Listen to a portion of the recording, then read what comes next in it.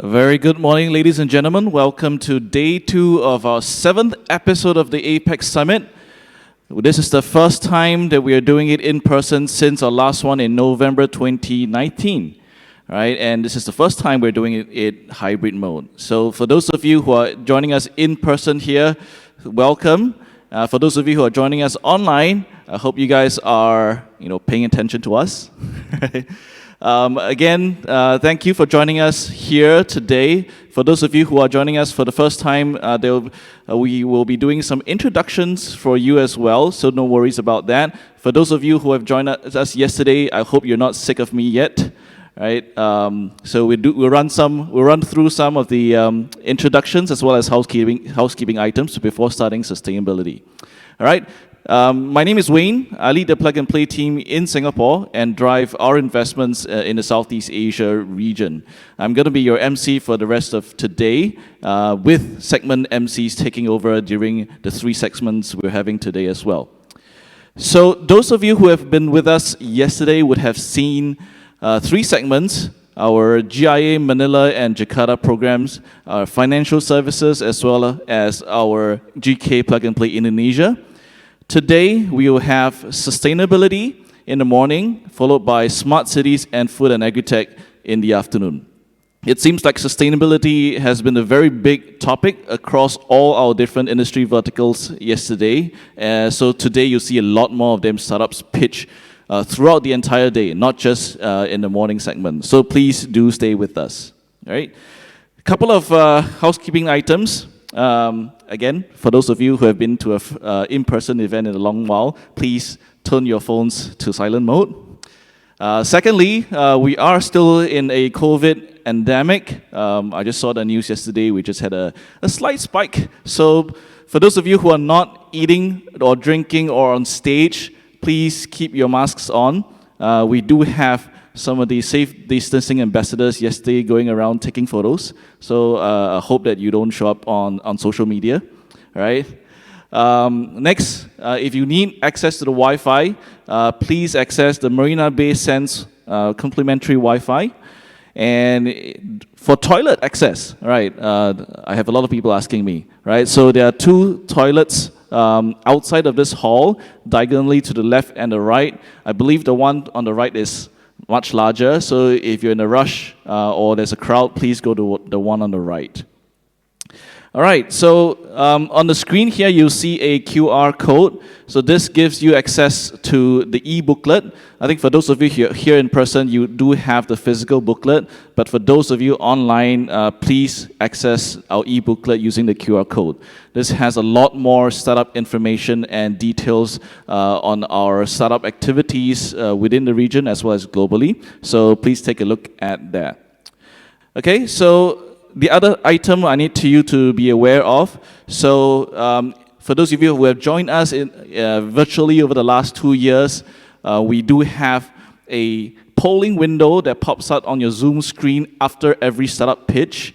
So this will happen again for today as well. So this is for you to indicate whether you would like to reach out or be connected to the startups. For those of you who are here in person, you should have received a physical polling sheet that you can fill up, which startups you like to get access to, and remember to kind of put in your name and contact details and drop it off by the registration counter before you leave today.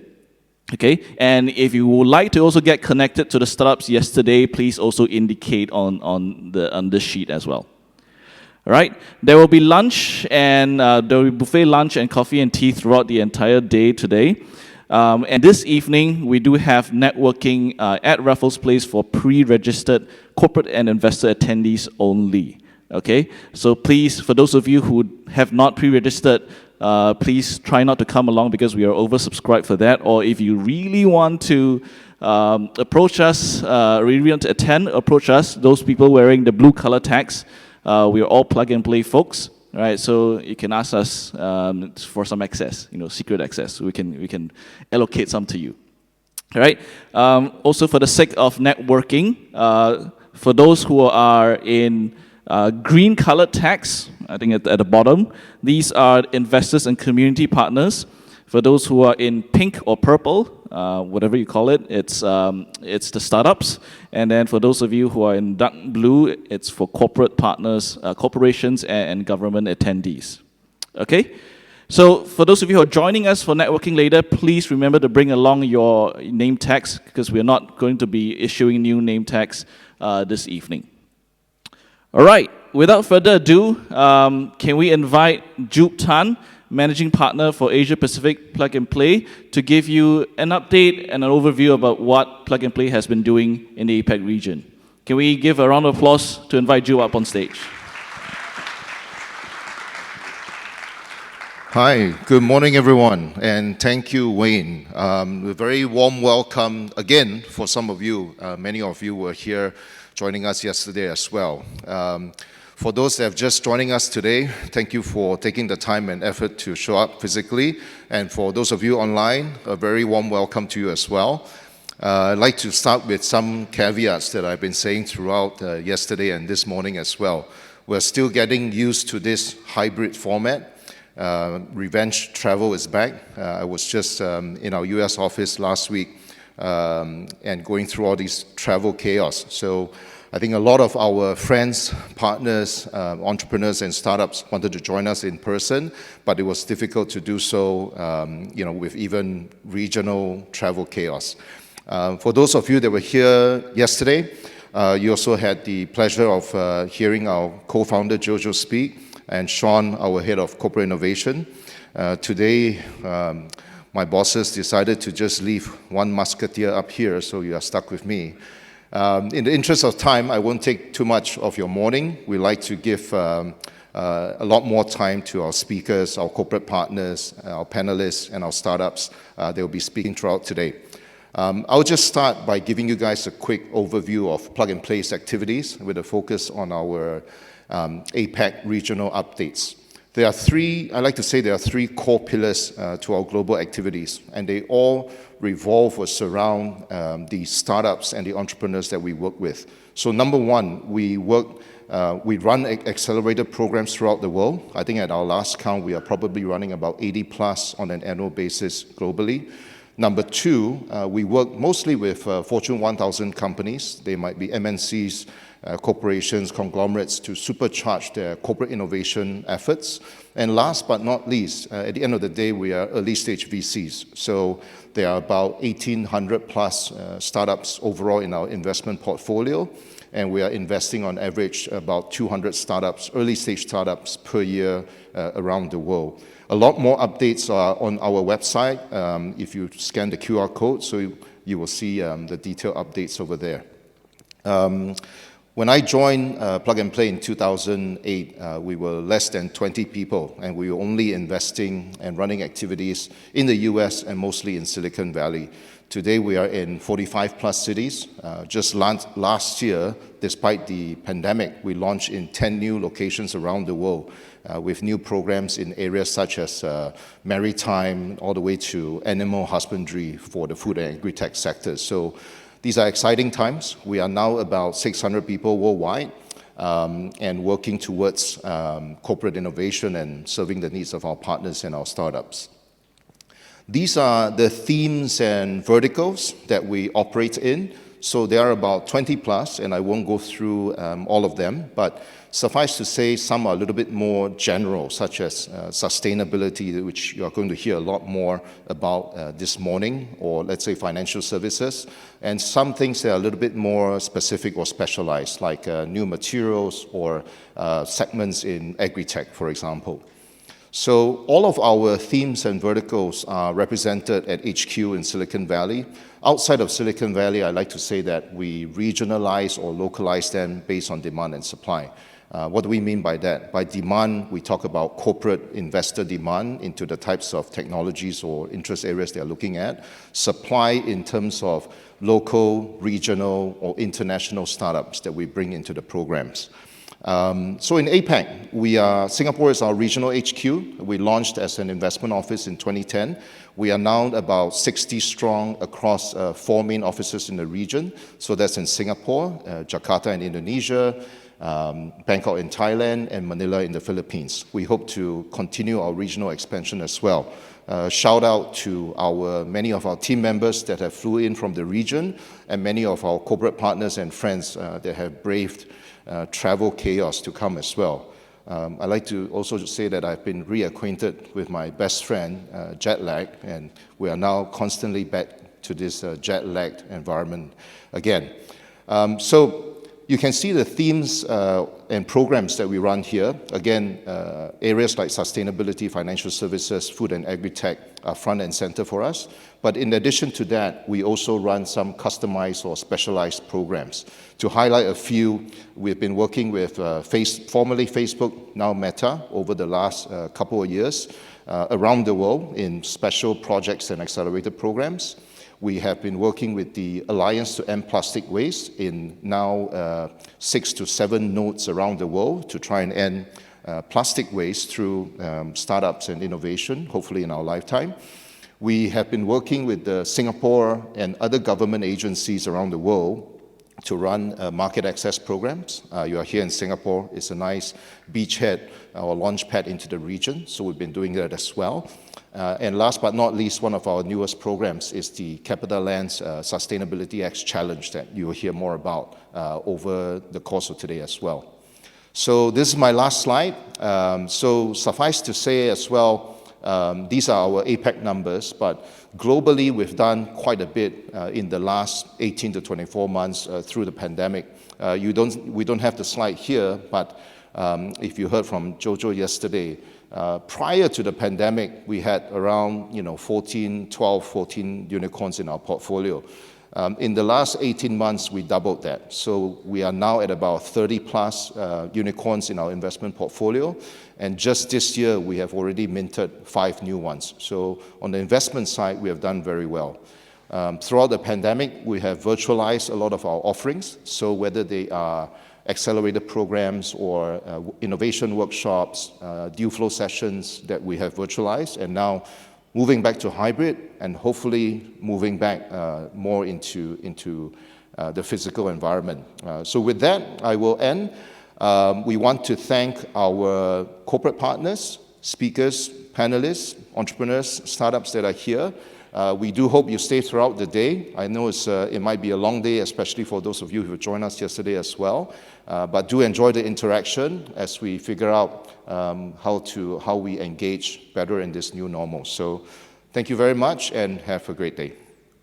Thank you. So with that, let me invite Patricia, Head of Sustainability for us, for the next segment. Thank you, Jupe, and welcome to everybody online and in person today. It's really heartwarming to see all of you. This is the first time for many of us coming to a conference, so congrats to everyone for getting adjusted to the new normal. So for today, I'll be your MC for the sustainability segment. My name is Patricia, for those who don't know me. I am the Senior Director for Corporate Partnerships at Plug and Play Asia Pacific. And for today, we hope that you enjoy the program that we've lined up. Today, we will be inviting our Global Director of Sustainability and Principal for Investments to share some program updates and provide the opening, followed by a keynote from Bain, as well as some featured startups and a corporate panel with some of our partners. So with that, I'd like to give it off to our our Global Sustainability Director, who will be joining us virtually to give an opening. Thank you. Hello, everyone. My name is Matthew Claxton. I'm the Global Director of Sustainability and a Principal at Plug and Play. And welcome to the sustainability portion of the Singapore Expo. Now, before we get started with the rest of today's event, we just want to give you a brief overview about our activity in sustainability over the last 2.5 years and what we have coming up in the future. So for those of you who do not know, our founding partner, the Alliance to End Plastic Waste, started with us in October 2019 when we officially kicked off our sustainability program. Now, what the Alliance to End Plastic Waste is a global consortium of about 65 companies from all around the world and all across the plastics value chain that have come together to form a $1.5 billion nonprofit fund with the mission of ending plastic waste in the environment all around the world. Now, Plug and Play's role with them has been, we have been running their global accelerator with them since early 2020. So in February 2020, we launched our first hub with them in Silicon Valley, then expanded into Paris and Singapore. And that went so well that the Alliance asked us to expand even more. So we then launched initiatives in Shanghai, Sao Paulo, and Johannesburg in 2021. And we also just recently launched our Tokyo office about a month or two ago. So how this accelerator program works is that Plug and Play has about 120 active ventures associates and analysts that are actively sourcing and scouting startups from all around the world and from different industries. Now we bring in these startups from different stages, so they can range from all the way from pre-seed to pre-IPO. And today we have over 64,000 startups in our ecosystem and growing on a regular basis. Now what Plug and Play Sustainability has been doing is we have been sourcing and scouting startups from all different parts of the plastics value chain. Now, whether this be in waste collection, sorting, processing, and end-use markets for plastic waste material, financial incentives for bringing plastic waste back, river pollution prevention, and lastly, waste material exchange, which connects waste collectors to the people who want to purchase that material and turn it into something of value good. What you're seeing on the screen is an example of our Silicon Valley program. So we've done this sourcing and scouting. We also do a call for applications for exciting startups to be part of this program. And then we pass it along to our esteemed panel members so they can take the top 50 startups for that region and then narrow it down to a top 20, which present in our selection day, and then ultimately to a top 10 or 12, which go into our accelerator program. Now, some of the exciting results that have happened from the program so far have that we have reviewed, over 3,000 startups from all around the world and all across the plastics value chain.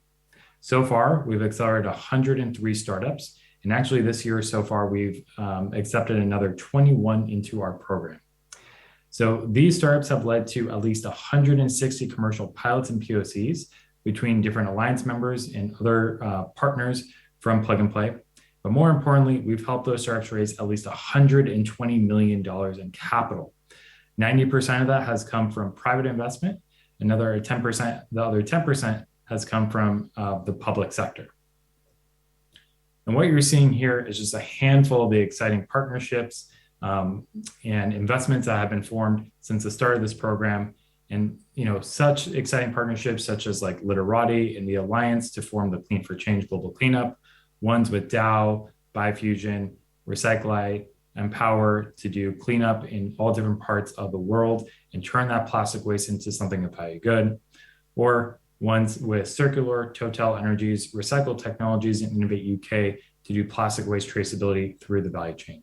And these are just to name a few, but there are many, many exciting ones that will become public shortly. Now, Plug and Play Sustainability hasn't just been focusing on plastics, but we have been growing incredibly fast. So in addition to the 8 locations that we have around the world, we also have a number of industry verticals behind it. So in addition to our End Plastic Waste platform, we've also launched initiatives in carbon neutrality, sustainable fashion, and clean resources. And now this is to focus on the entire gamut of sustainability. And not only have we been running these programs in this space, but we very much put our money where our mouth is. And we've been heavily investing in 28 exciting startups from all different aspects of sustainability and in all different parts of the world. And you're just seeing a handful of the public ones that we can talk about. And there's still a few stealth ones currently in stealth that you'll be finding out about in the next few months. And not only that, but we've actually been recognized for the great work that we've been doing in sustainability. And we were recently just named as the second most impactful VC by Climate 50 and the top early stage VC. And so in the name of impact, we are continuing to grow our presence all around the world. And actually, we are launching a 5th initiative right now. And this is our shelter tech program with Habitat for Humanity in Sub-Saharan Africa. And under the shelter tech program, we have a goal of creating 1 million affordable homes in all the different parts of the world and helping people get access to affordable housing, clean water, shelter, food, hygiene and sanitation, financial incentives, and ultimately better jobs to help bring themselves up and create a better life for themselves. Now, if you're interested in getting involved in any of these initiatives or learning more about our portfolio companies, please feel free to reach out to myself or a member of our sustainability team, and we're more than happy to talk to you and figure out how you can get involved. Thank you so much. If you have any questions, please do not hesitate to reach out to me, and enjoy the rest of the session. Thank you. Thank you, Matt, for joining us virtually. Hopefully for the next summit, he'll be here in person. So thanks again for paying attention, and look for one of the Plug and Play staff members if you have questions about our activity, our investments, or programs. Now, for the next part of our segment, I'd like to invite our speaker from Bain, Gwyneth, to give a keynote on the topic of financing in the sustainability space. Gwyneth, would you come up on stage? Thank you.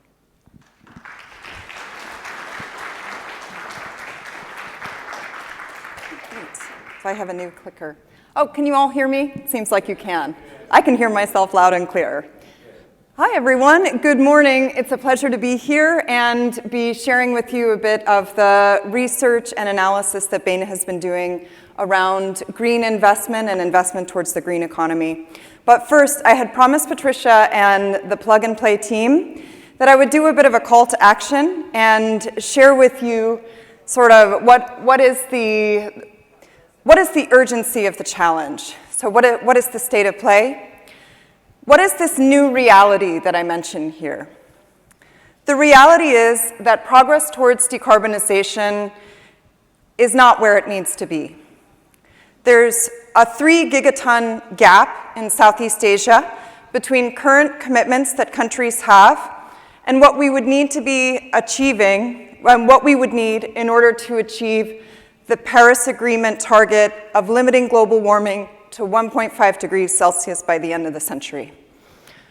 We're also seeing that fossil fuels will increasingly be needed to address growing energy demand in the region. We've seen that in China in 2021, energy demand canceled out all of the reductions in emissions that we saw globally. At the same time, in Southeast Asia, 30% of new energy generation capacity that will be coming online in 2022 will be from coal, and another 40% will be from gas. Also, a number of these plants that are already operating are very new, under 5 years, which means that we're going to have a lot of fossil fuels operating for the time being, for the foreseeable future. So what should we do? Well, what does this new reality look like, considering the present state of inaction? There's going to be a 30-time increase in the likelihood of extreme drought and heat events in South Asia. $724 billion is the estimated cost of addressing flooding in Asia's cities. And Bangkok and Jakarta will be the hardest hit. 30% reduction in crop yields in the region from climate change, as well as a 40% estimated species loss. So, things look bleak, right? What should we do? Should we give up? Is it time to give up? No, absolutely not. And the reason is that each additional degree of warming magnifies the negative impacts. We need to act now, and we need to accelerate investment at scale in the green economy. The good news is that commitments have been increasing in the region. We're at an all-time high. So 8 out of 10 countries have committed to net zero targets in advance of COP26 in last November. That was way more than was expected, and a number of countries are looking at carbon prices and carbon taxes and other mechanisms to put a price on carbon. We also know that corporates are getting engaged. We've seen a 3-time increase in the number of corporates that have signed up for the science-based targets and have been making net zero commitments, so that's at an all-time high. A lot of energy there. Investors also interested. 15% of investments in the past year or so have been sustainability related, and 1 in 2 are factoring climate change into capital allocation decisions. At the same time, Bain did a study of consumers and of 20,000 consumers across APAC and found that about 90% were willing to pay more for sustainable goods from brands that they trust. This, of course, increases the need for brands to be accountable and to market green products responsibly. But all in all, a huge amount of increase in the commitments, the collective commitments to advance towards the green economy. At the same time, we looked at investment flows towards the green economy in the built environment and energy generation and agriculture. And we found that over the last 12 months, investments have been increasing across all asset classes. So we calculated about 15 billion being deployed since 2020, about 50% of that within the last 3 quarters.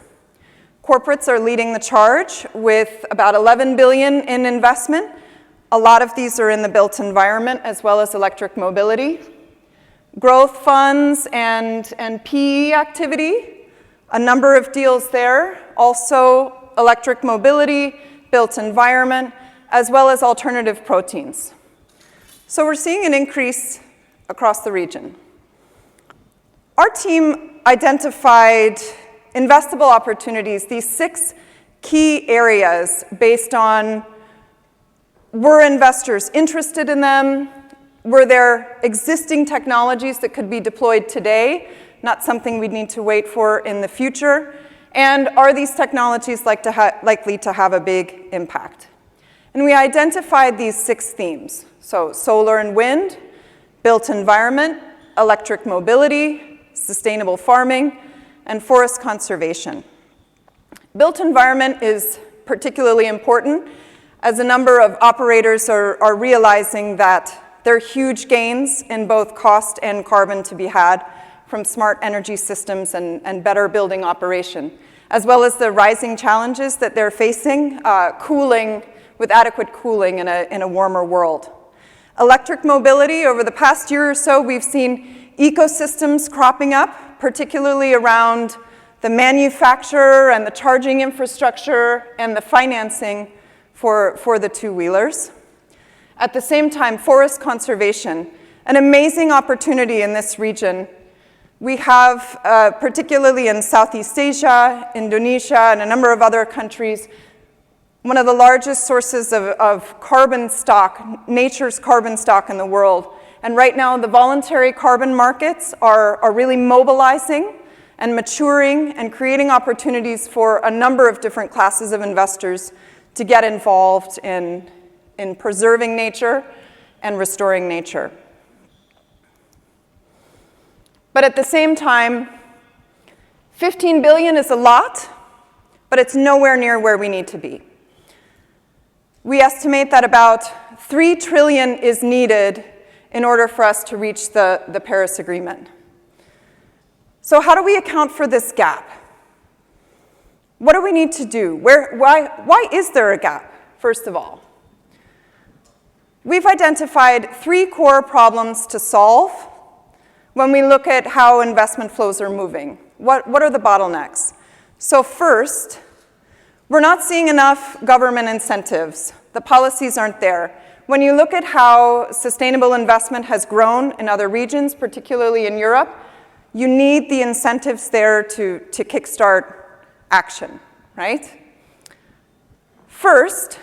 Second, a lack of clarity on system costs for the energy transition. When you look at the deployment of renewable energy in Southeast Asia, you see a huge success story around Vietnam. A number of other countries bringing a lot of renewable capacity online, but the grid may not be there to be able to handle all of that energy, and you're seeing issues of curtailment. So we need to be investing in upgrading the grid. We need to look into how we incorporate more storage systems into our energy system. And who's going to pay for that? And what's the timeline for that? And how is that happening? Without being clear about what these systems costs are and how we're going to address them in the short term, investors are going to be a little more cautious. And lastly, we've seen a huge bias towards new solutions versus proven low-risk levers. Now, what does that mean? You might hear a lot of people talking about hydrogen, right? Direct air carbon capture and storage, these types of solutions, which are, of course, excellent, and we need to invest in research and development for them. But at the same time, there are huge gains from technologies that already exist. For example, when we looked at the built environment, 50% of the emissions in the built environment can be addressed with solutions that are proven and exist today. We see things like supply chain optimization, improving asset utilization, huge gains there, 10 to 15% emissions reduction. Also modal switch, even more. Cooling efficiency, 30% gains, and sustainable farming, 5 to 8%.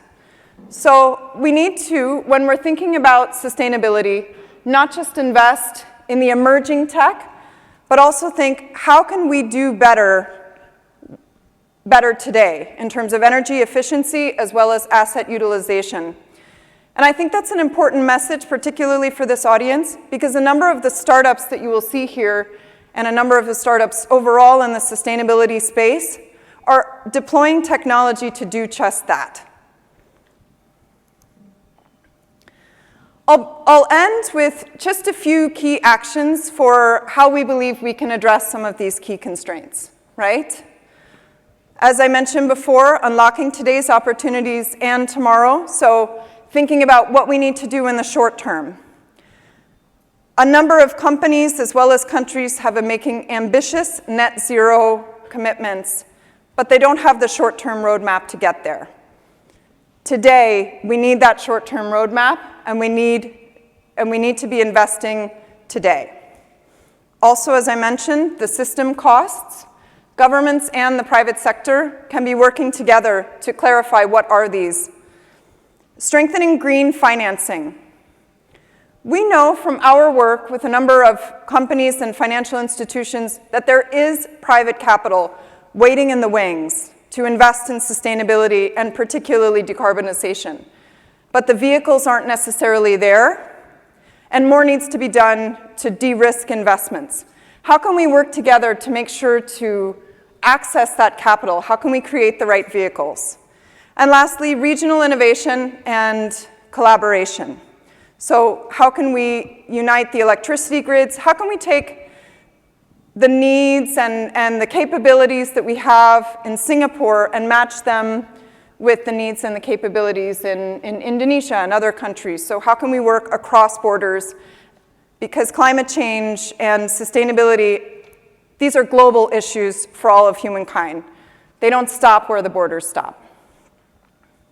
So as you engage today, thank you for listening to these words, and I hope you'll keep some of these ideas in mind, particularly focusing on what we can do today and the urgent need to scale up action and investment today. Thank you. Thank you so much for that, Gwyneth. Without further ado, we're also going to start on our startup segment today. Thank you for paying attention, and also I'd like to invite Chinmay from EarthSense to share more about his startup and the technology that he's looking at. So Chinmay, please go ahead on stage. EarthSense is a company focused on developing agricultural intelligence for a sustainable planet through the robotics and AI platform. Please give a warm welcome to Chinmay. All right. Thank you very much, Patricia.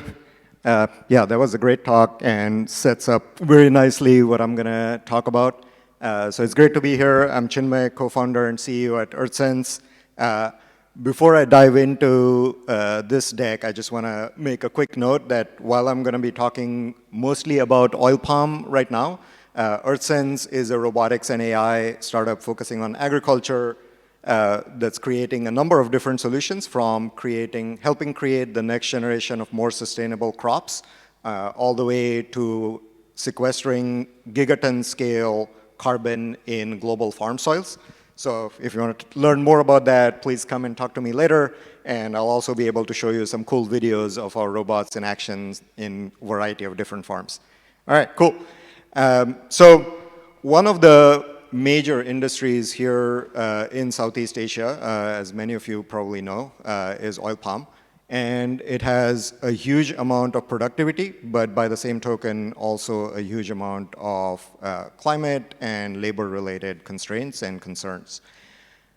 What we've done at EarthSense is created a platform technology of robotics, autonomous robots, and AI that helps primarily solve the labor bottleneck and help improve productivity and efficiency, as well as profitability, while at the same time helping improve the progress towards sustainability goals in agriculture specifically. So the solution is autonomous robots. In oil palm specifically, what we've done is created a prototype robot that starts with precision fertilizer application to oil palm plantations. But the same technology can be used over the next 3 to 5 years for solving harvesting and other key problems in oil palm as well. The reason we are confident that we can do this, even though we're based in the US, is that over the last 3 years, we've deployed over 150 robots with some of the largest global agricultural companies. These robots have helped our customers collect over 100 terabytes of unique, actionable under canopy data from their high-value fields. And towards our large-scale carbon sequestration goals, which we started working on last year, we've already deployed our robots on planting cover crops, which is a major carbon sequestration technology, on over 100 acres, and we're growing that 20-fold this year. So in oil palm specifically, what we expect based on our research so far and our fieldwork starting last week, literally, in Malaysia, is that our robots can help reduce the labor requirement in these oil palm plantations by over 50%, by reducing the waste of fertilizer due to imprecise and unquantified application. We can also bring down the cost of the fertilizer, which is one of the major costs in oil palm operations. And that would result in over a net 50% cost reduction from labor as well as fertilizer cost reductions. We've started working with some of the major oil palm companies. So we've in active conversations with 3 of the major oil palm plantation companies. And we've started already customizing our autonomy and machine learning algorithms. I'll show you some videos later. We're starting to plan for a POC and optimization, and within the next 2 years, we expect that we can go towards very large-scale deployment and reducing costs and solving the labor constraint in oil palm. Our team is global. Our headquarters are near Chicago in Urbana-Champaign, Illinois. Besides me, there is Girish Chowdhury, who's a professor of robotics and computer science at the University of Illinois. He's also the lead, he's the director of the Farm of the Future, which is a USDA-funded, one-of-its-kind agricultural technology development and deployment center. We also have very experienced product development and operations folks on our team, as well as, of course, world-class AI, robotics, and machine learning folks. Like I said, we've worked with large corporations over the last 4 years, and we have a global supply chain and that's dealt very successfully, I think, with the ongoing supply chain crisis. And we're expecting to set up local operations here in Singapore and Malaysia within the next few months. So that's a quick overview.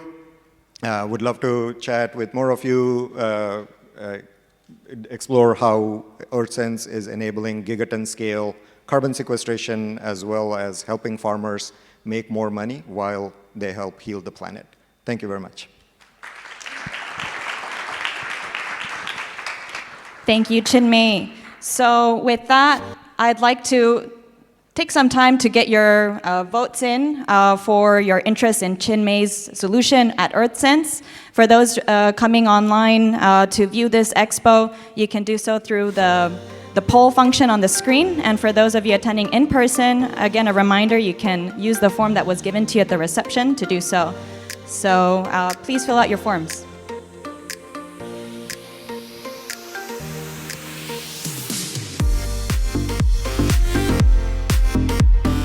Another 10 seconds.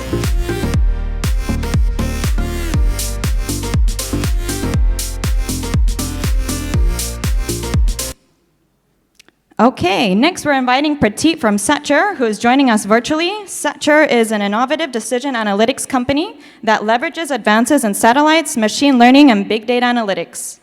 Please welcome Satcher. Hi, I am Pradeep Basu, the founder of Satcher, a technology startup that we had started in 2017 with 3 friends and currently having its offices in Switzerland, India, UK, and Australia. Let me begin by stating the problem that we are trying to solve. There are 150 million farmers in India who don't have access to credit and insurance in any form, which exposes them to risk of the climate and the markets. And this gap in India alone is $10 billion annually. So why does this gap exist? Because financial institutions have a data problem. Data drives decisions, but data to take decisions on risk are very difficult to estimate in developing countries because of the accuracy levels, because of the expensiveness of acquiring that data, and because they are unscalable, different forms of data that comes to them. So essentially, it's unusable. At Satcher, we have turned the tables around on this problem by bringing data from space and combining that with data from ground using our proprietary machine learning algorithms and leveraging the benefits of cloud to scale our platform and create actionable insights that are delivered to our clients using a suite of web dashboards, mobile applications, and APIs. So what does this mean for our clients? We help them to identify the right areas, the right kind of plans, diversification of plans, and reaching the places at the right time. So essentially, the timing, volume, and the location signals. Satcher is currently providing such solutions to the BFSI sector and the government stakeholders across 3 different industry verticals: agriculture, infrastructure, and climate change, which is at the nexus of the sustainability paradigm. So let me explain to you how the clients that we serve derive value from our solutions. The example of one of the biggest clients we have, which is the second largest bank of India, we monitor 1 million square kilometer on a weekly basis for them, which is covering 95% of the 3 billion portfolio. And we are helping them answer key questions like whom to lend, where to lend, when to go and recover, how to do new market planning, where to withdraw from the markets, how to diversify their products. And all this in the last 3 years has led an increment in the efficiency of their operations by 30%. We have helped them add more farmers on the books by making them agile, and this has led to 25% increase in revenue. And all this has been possible because we enhanced the quality of the data that they were using and essentially enhance the capacity, internal capacity to service rural markets. And that is how we are different. We are focusing on technology agnostic decision model innovation, while our competitors mostly focus on innovating the specific technology that solves a part of the problem. And we are operating in a pretty big market. As per market research firms, the annual market size for solutions like ours are worth $65 billion. And we are only trying to capture 0.5% of the global market in the next 5 years, with a focus core on South Asia and Asia Pacific regions, where there are about 10,000 financial services firms operating in rural markets which have the same kind of problem. And we are well on the mark there. In the last 3 years, we have not only done POCs with a lot of good and large organizations in the region, we have also scaled up our product offerings with very serious clientele such as ICICI Bank, ICICI Lombard, HDFC, etc. And the team that has done this is currently a small one of 32 people, but with a rich experience of 150 years cumulatively put together. and diverse skill sets from remote sensing, data science, machine learning, and software engineering. We have been recognized on many different forums, whether it is Asian Development Bank, World Bank, Gates Foundation, MIT, and very recently the World Economic Forum. And that's because we have not only innovated on the technology and the business model together, but our solutions have also created tangible impact on the ground, where we have enabled more than 2 million farmer loans during the time we have operated. So today, we are looking to raise $2 million in funding, of which 80% will go towards building our product stage, platform Sparta, and scaling the business. Looking to partner with us? So are we. Thank you so much. Thank you, Prateep. And for all of those interested in Setcher, please fill out the physical form that's been given to you at registration. And for those online, please take a look at the pop-up screen. We'll give it another 15 seconds.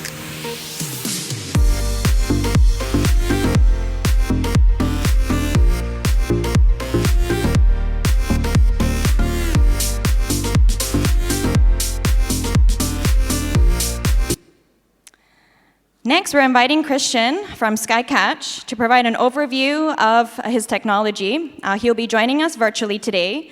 Skycatch builds technology to autonomously capture, process, and analyze 3D drone data. Please welcome Skycatch. Hello, everybody.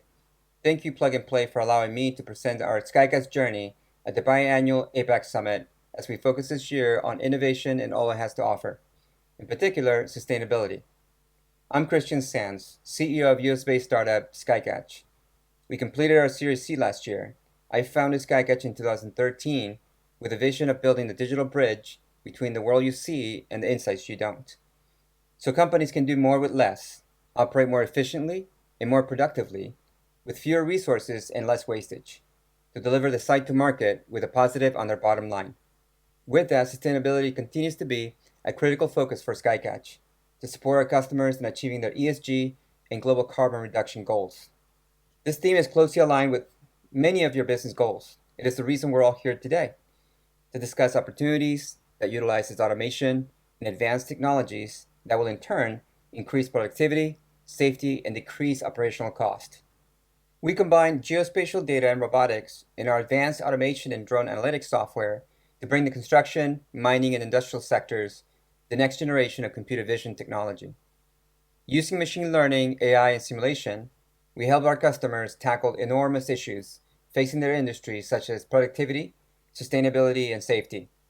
The construction sector is one of the largest in the world economy, yet over the past 20 years, productivity has grown only 1% annually. Construction accounts for 33% of global CO2 emissions. 15 to 30% of all work performed in construction is related to rework. That is, fixing mistakes from the initial installation. Rework costs the global construction industry $1 trillion annually in lost productivity and margins, not to mention the additional CO2 emissions. Safety issues still cause 60,000 fatalities in construction sites annually. Carbon emissions in mining accounts for 4 to 7% of greenhouse gas emissions globally. At Skycatch, we have the opportunity to make a tangible impact in helping our communities operate more sustainably.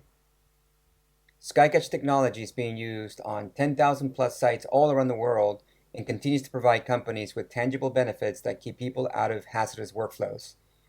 Our drone data analytics mining applications save clients tens of millions in productivity every year. Our innovation in technology help reduce rework by 30%, reducing overall project carbon footprint of projects at industrial sites. Our digital twin application are improving productivity and reducing the number of people on sites. You may ask yourself, what do operations look like when they're all fully automated? What does decarbonization and productivity and labor requirements look like when we move beyond accurate surveys of quantities? How do companies invest in decarbonization of operations in mining and industrial sectors? And what do they do with all that data to maximize productivity of industrial operations and take action in real time? Skycatch solution reduce time spent on collecting, analyzing accurate data while increasing the immediacy to repeatable and auditable data. So the real question is, are you ready to change the future of your company? If you're keen to come on our journey with Skycatch, please contact me, connect with us. Even better, join us. Thank you for listening.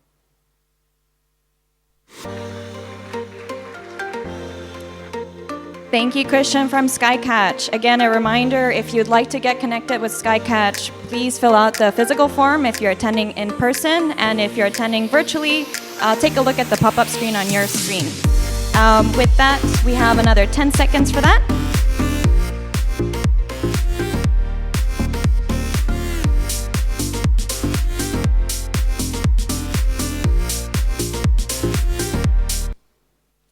So shifting gears a little bit, and for the last part of our Sustainability Expo, I'd like to give a warm welcome to some of our partners who are joining us on stage.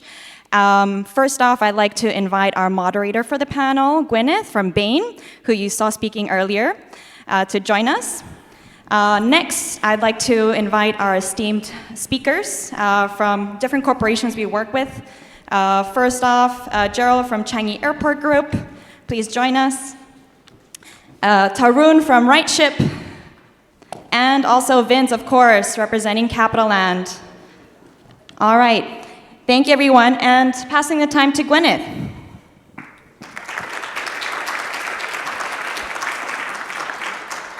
Hi, everyone, and welcome. Happy to be here with some others now. So first, I guess I'll give each of the panelists a chance to sort of introduce themselves, their industry, their companies, and let us know what are the sustainability challenges that they're really facing.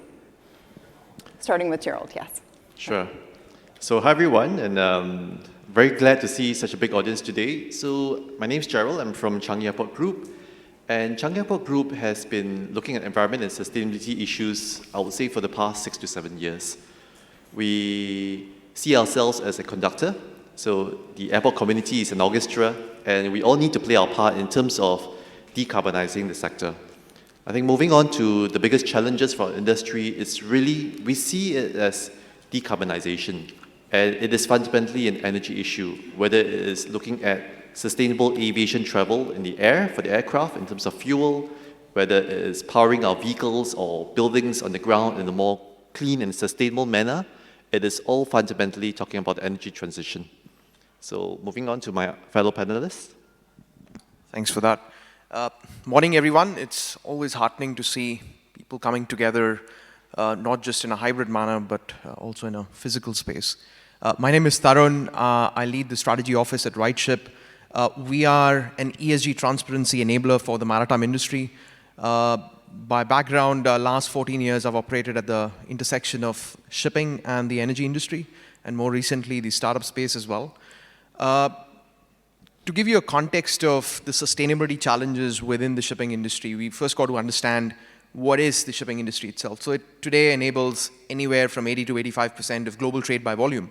So whether it's a commodity that's being shipped from Australia to Asia, or a finished good from China to Europe, you always have ultimately a ship that's carrying it, including the energy transportation. The challenges in front of the maritime industry today is threefold. One, of course, is decarbonization. So to give you a context of the scale of it, 3% of anywhere from 3 to 3.5% of global emissions CO2 footprint is emitted by the shipping industry. Shipping also contributes towards the scope 3 emissions of the customers of the industry. So whether it's the FMCG giants, whether it's commodity traders, whether it's the finished goods manufacturer. So that's number one. Number two, it's also about the provenance and transparency of the industry itself. As an example, there are about 1.8 to 1.9 million seafarers. So these are individuals who keep the ships running. So even when COVID had made most of the world shut down, the ships kept going, transporting goods, transporting energy resources. And it was these 1.9 million seafarers that kept the ships running. It's about the human rights. It's about the working conditions for these individuals, because at the end of the day, ships are a high-risk working environment. The third one is, as against any other industry, balancing the short-term interventions for sustainability performance towards thinking about the long-term interventions. To give you an example, the fuel that is used to keep the ships going is going through a transformation.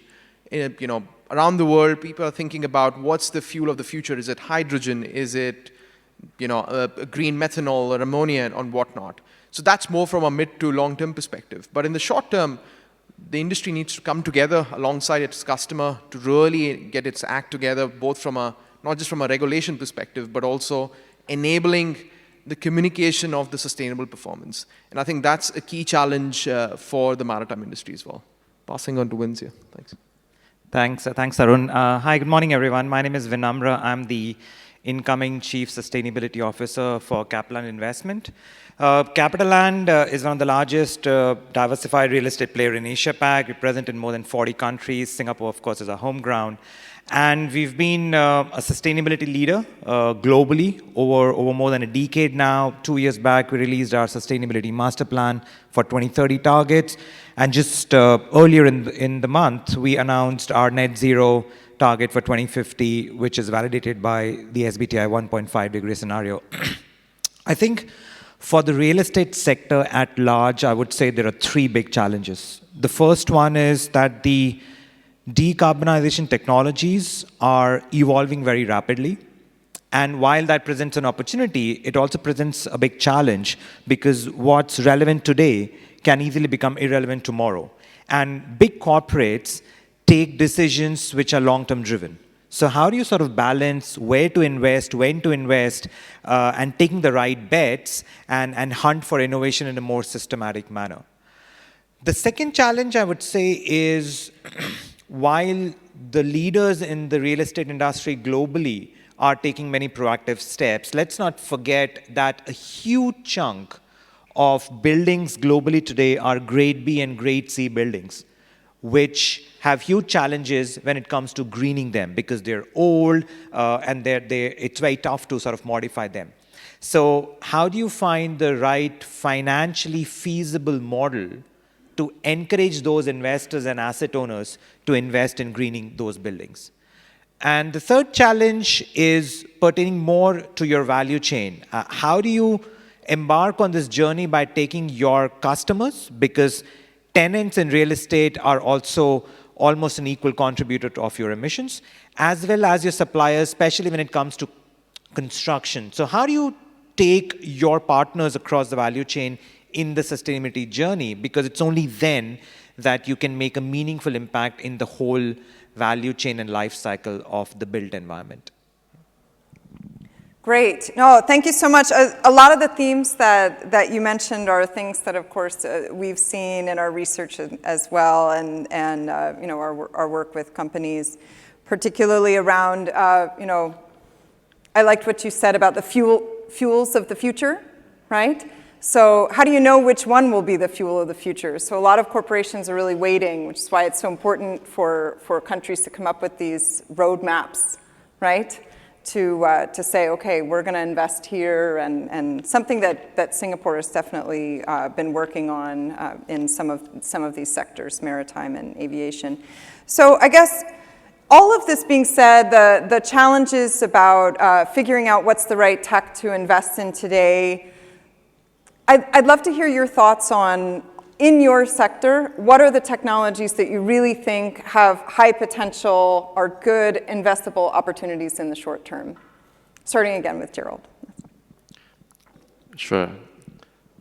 I think I see the whole challenge as two tracks. We have two tracks, and I'll explain a little bit about the two tracks. First is we have a bit like what Gwyneth was saying.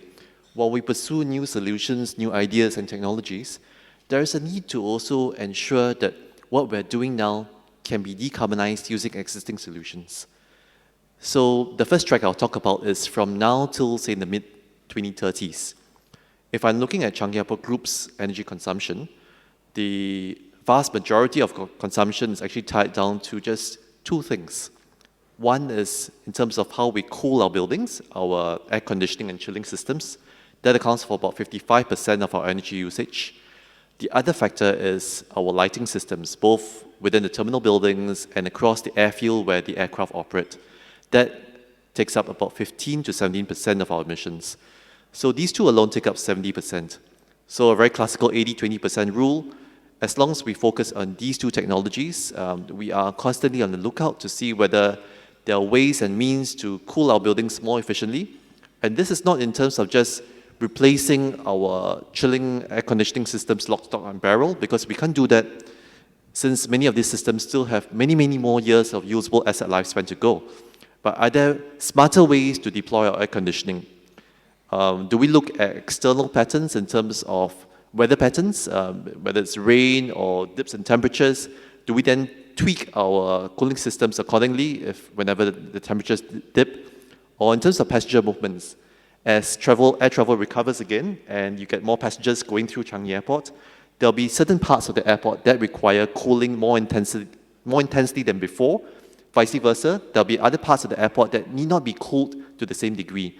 Can we then tweak it to do zonal cooling? Is there space for, like what Gwyneth was saying, distributed district cooling systems? Is there space as well for spatial differentiation? Even within this room, for instance, where we all are at the lower level of the room, maybe we cool it more intensely. At the upper levels where there's no one circulating, essentially, maybe the air can be a little bit warmer. This is the first track. Beyond 2035 or beyond 2040 even, we are looking at new technologies. Hydrogen is one of them. We are looking at geothermal. We are looking at other technologies as well. For us, we are not deterministic in terms of a particular energy source. It could be a combination of hydrogen, fossil fuels, sustainable fuels, geothermal, for instance, but we cannot close off any angle.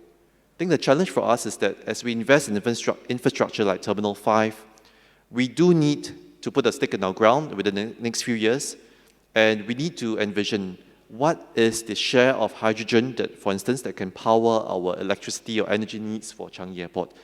And then we have to make the necessary infrastructure provisions. I think that's the real challenge, not to be deterministic in terms of a particular future energy source, but make intelligent bets. Yeah. Thank you. Yeah. Tarun? Yeah. Very hard to make those intelligent bets, right? Exactly. Please go ahead. Yeah. So I think for the maritime industry also, it'll be very similar to aviation and real estate. I'll probably take a lens of inclusive sustainability transformation and time here. So what do I mean by that? Within the maritime industry as well, you have large conglomerates and large shipping majors taking the long-term view, thinking about the energy source of the future, so whether it's hydrogen and whether it's something else, linked to their sort of risk appetite and investment appetite.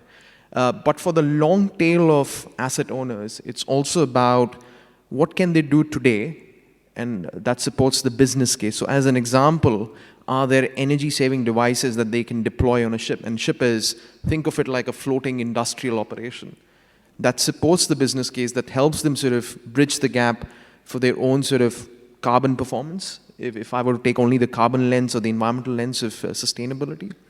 The other aspect is, within the maritime industry, these sustainability problems are not just about the industry itself. We are also looking at other industries for solutions. So as an example, we are learning from the aviation industry. We are also learning from some of the land usage of satellite data on how can we deploy some of the technology that we just heard about in enabling the provenance of the shipping industry itself. So I think there is an element of collaboration and a factor of time and the risk appetite as well.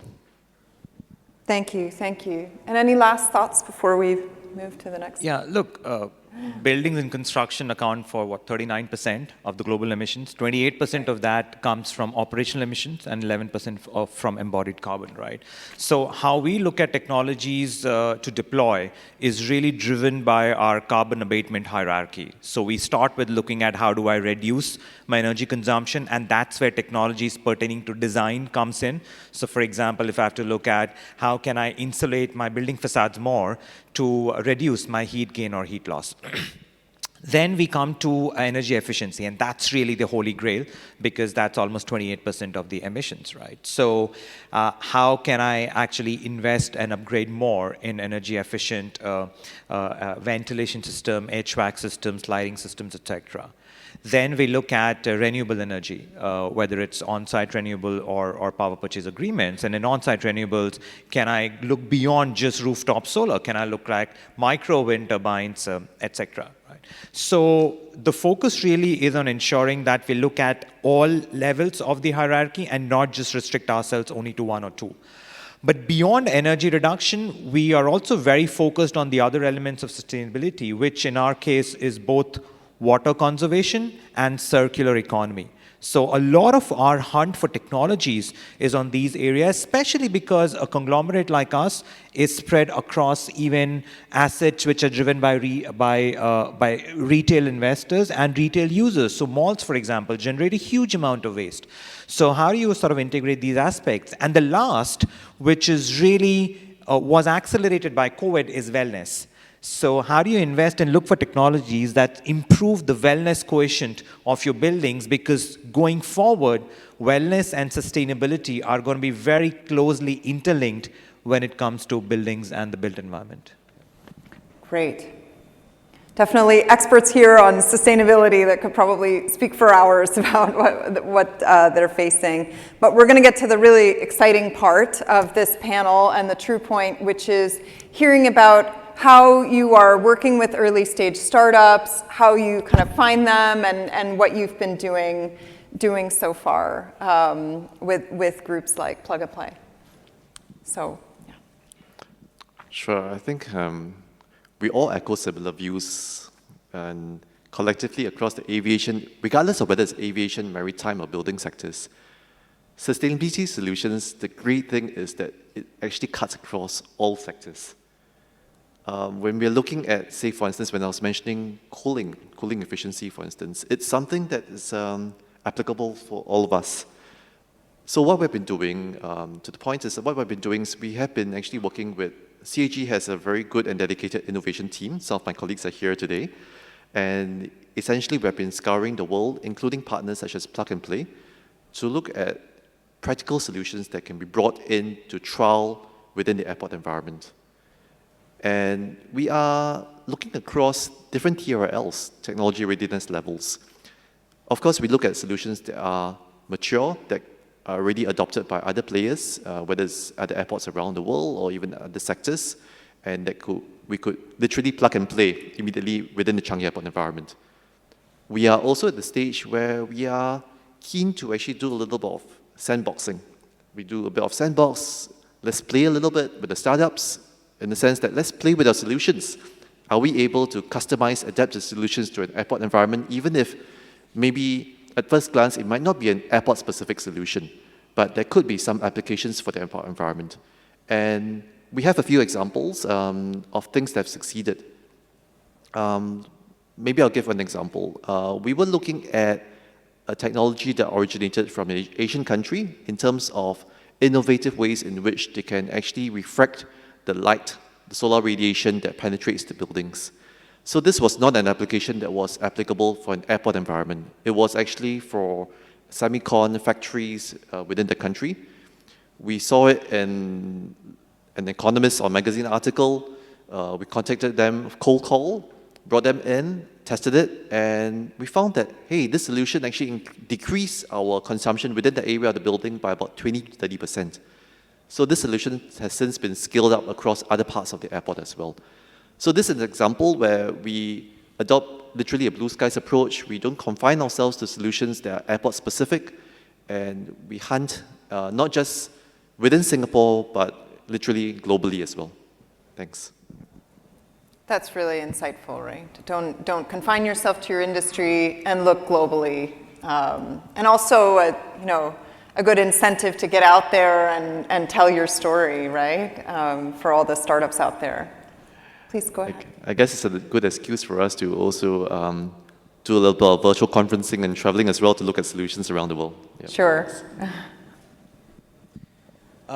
So at RideShip, just to give you a sense of the scale that we operate in, so we touch about anywhere from 38,000 to 40,000 shipping transaction every year across 14,000 large ocean-going ships.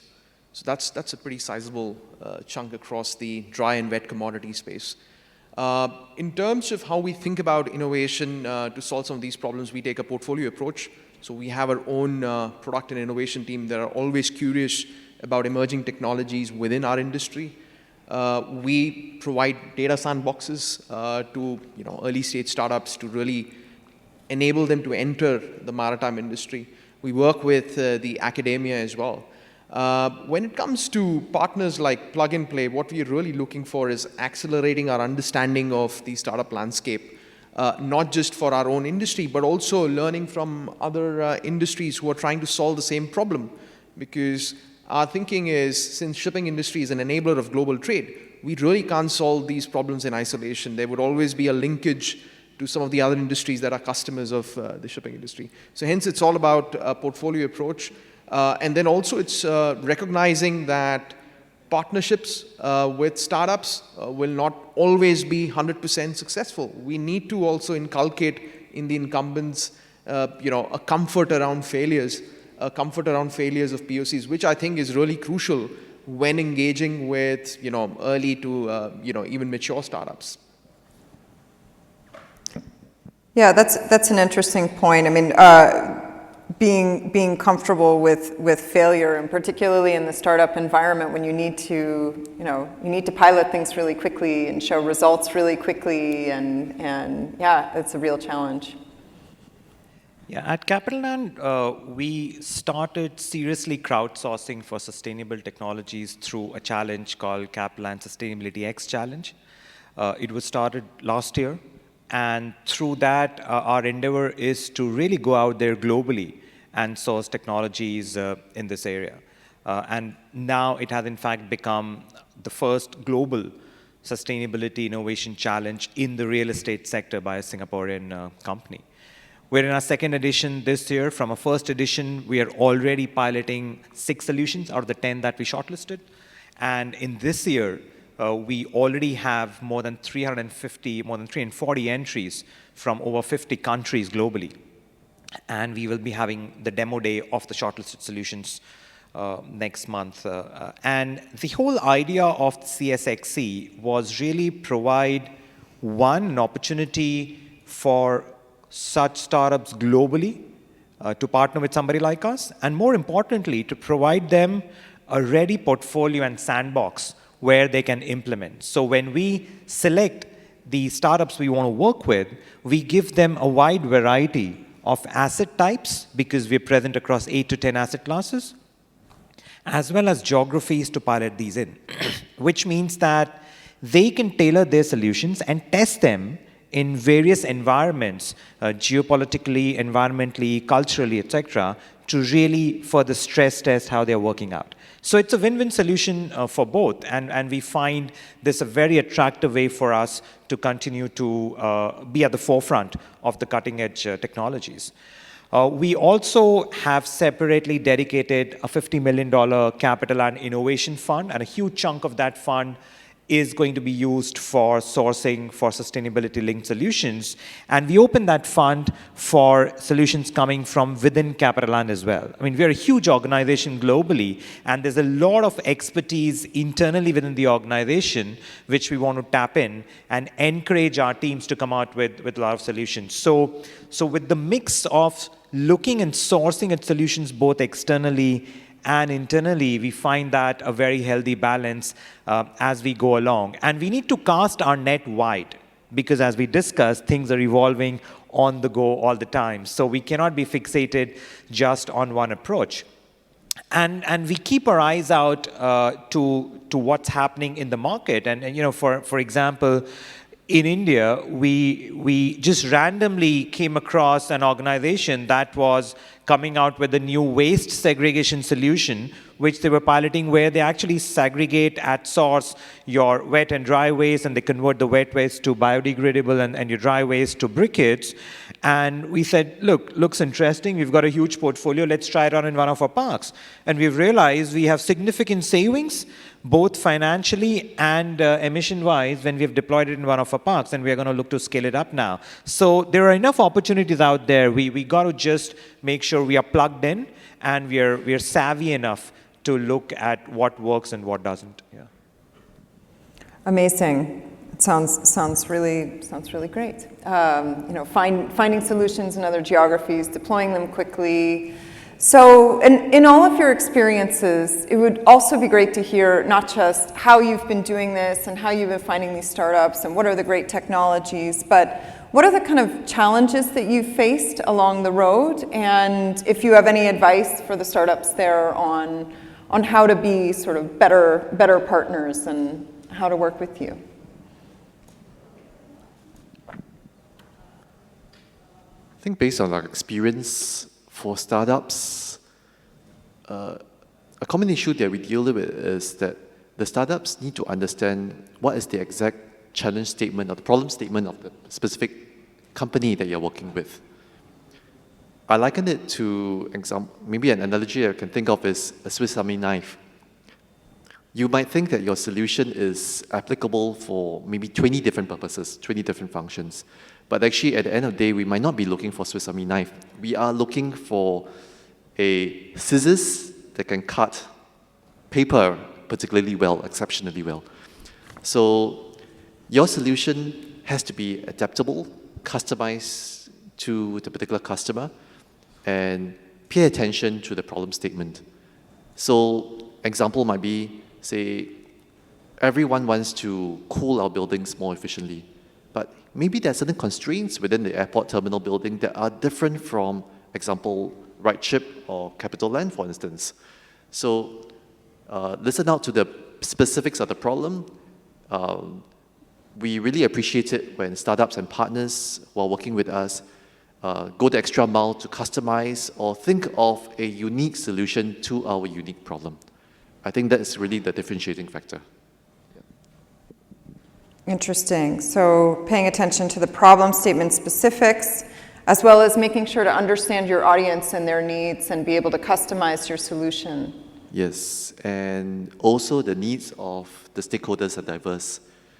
Just within the airport ecosystem, we have 30 to 40,000 people working every day within Changi Airport. Is this solution more customer-facing? Is it back-end facing? That plays a difference as well. Okay, cool. Thoughts? I think from my personal experience, this is an extremely complex topic. And why do I say so? There's a lot going on here. There are cultural aspects between how a startup founder typically thinks, operates, depending on the stage of funding she or he is having his company at. There is technology gaps potentially in certain times, depending on the IP of the solution. There are issues between how an incumbent in an industry actually is thinking about a solution based on their own risk appetite and how a startup is approaching that particular solution. How do we solve for all these things? I think open communication within the sponsor company is absolutely crucial. B, it's about really defining a joint purpose with the team. And for the corporate, I think the mindset needs to be that, yes, corporates at times can be quite large, depending on the startup that they're trying to collaborate with. But at the same time, there's a reason that the corporate is looking at startup for the solution. So they got to move away from a supplier-buyer kind of approach to a more collaborative approach. I've seen many times that large conglomerates in the shipping industry trying to think of early stage startups with the vendor lens. And I think that's when it all sort of starts going wrong. The reason is effectively the startup is here, depending on the stage, to either co-create a solution, looking at the corporate to even enable access to data, access to technology, access to individuals, companies, value chain, and whatnot. So at the end of the day, it's a partnership orientation and really sort of setting up a joint charter that should be absolutely crucial to potentially, scaling the pilot or, whatever the objective function is. Thanks. Yeah, I love that point, the moving away from the supplier-buyer approach and co-creation. I remember, so I've been working in sustainability in the logistics industry for a long time, and that's so important if you want to do something new, because everybody's doing something new. No, it's not just the startup, but also for the corporation, and you need to build those channels and the capabilities of everyone to work in an uncertain environment, right? So love that point. Thank you. Yeah.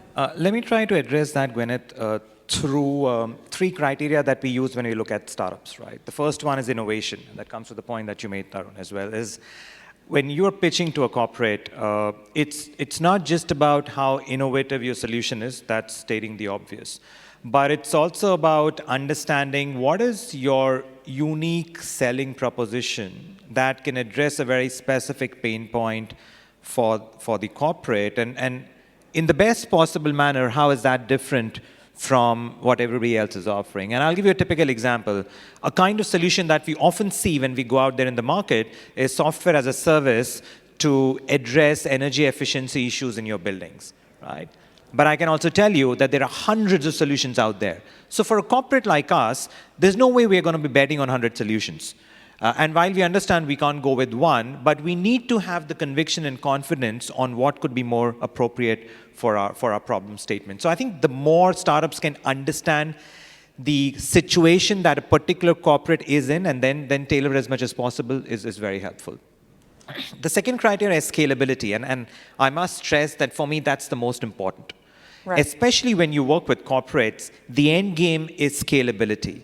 If the corporates cannot scale up, the solution will end up remaining as a pilot that probably has done fantastically well in 1 or 2 settings, but then cannot scale up. And if it cannot scale up, the corporate will never be able to marry it into the way it works.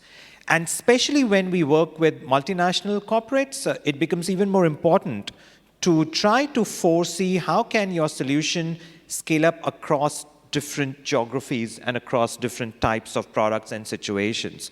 And that will just make the acceptance of the solution much higher by the corporate, because there's confidence that if I invest in this, there is the ability for me to do this across my portfolio. And an important part of the scaling up is also for the startup to have a clear implementation readiness plan to be able to execute. And we have seen even a lot of startups with very high TRLs struggling when it comes to mass scale manufacturing or getting their supply chain ready, etc.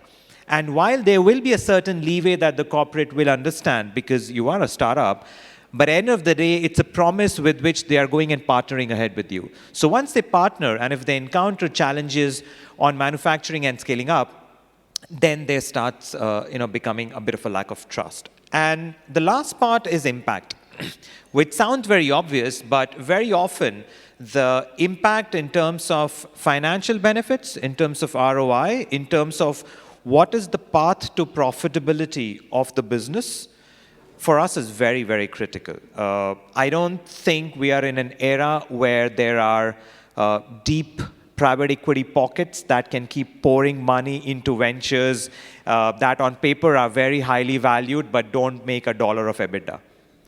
And I think that ability to show profitability in a sustainable manner to a corporate is a key thing. So for us, it's these 3 lenses and the challenges with each one of those. And if we can sort of find the right balance, that's perfect. Yeah. Yeah, really important point around impact. We see this a lot in our work at Bain as well. You need to be able to package what's your impact going to be for the corporate, right? In a way that makes sense to the corporate and meets their KPIs. In addition to all of the lovely things that your startup may do.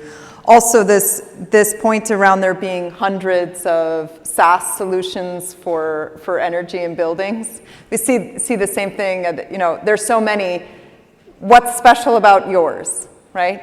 And maybe targeting a particular industry maybe not being all things to all potential customers, but finding the right balance. I am exactly this thing to these customers in particular.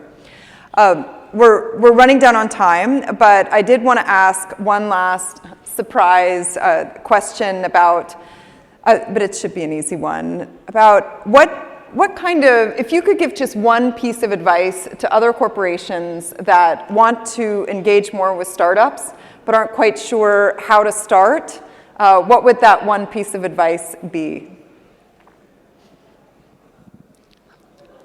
Well, thinking about your question, I do not know of any successful organization out there that hasn't actually engaged with startups.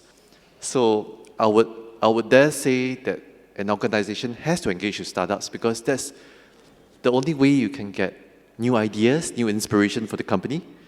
So I wouldn't say it's a piece of advice, it's an observation that it is something that it is essential to supplant the creativity within the company. Our employees are motivated, committed, and as sustainability experts, I dare say that all of us are eternal optimists. So we are always on the lookout for new ideas. Likewise, for corporations, if you want to grow as a company and be a leading edge company, you do have to engage out there with startups and new ventures. Thank you. That's a hard one. Sorry. No, I'm tempted to take a philosophical sort of tangent to this one, but I won't. I think for corporates, the way to think about this is, irrespective of the industry, it's a portfolio approach, especially when thinking about solving for harder problems. Corporates have typically amassed experience in certain verticals, domains, functions within their own organizations. They have a risk appetite in terms of thinking about financial returns. But startups increasingly, from a talent perspective, offers a unique sort of platform to sort of search for solution, and not just within your industry, but offers an agility to look for solutions outside your industry that you can pivot into your own. So I think having that sort of thinking about a portfolio approach to really solving hairy problems, it's an interesting one from my side. Thank you. Cool. Thank you. Yeah, I would go with the mindset change. Really, you're engaging with a startup because it's something that you cannot do traditionally in the way you operate. So you need to, be willing to break your own rules a little bit, change the way you do things, maybe dedicate a team who has nothing to do with your core business, and just be willing to experiment and have fun with it. If you go with that mindset, then I think you'll reap the most out of it. If you go with the approach and mindset of how you typically do business as a large corporate startup, then you will repeat the same mistakes working with a startup, and you won't leverage on the benefit that a startup brings to you. So for me, that cultural mindset, which needs to start from the top, leadership and the board, and then flows down, is probably the most important to make the best use of working with a startup. Well, you are some wonderful panelists. You were able to deliver that, each of you, in about 30 seconds, a concise answer to a surprise question. So that it's necessary for future success for a company, that all of the successful corporations are engaging startups, taking a portfolio approach, and the mindset shift. All right, thank you so much. To our panelists, it's been a pleasure. I've certainly learned a lot about this, and I hope you all have as well. Thank you.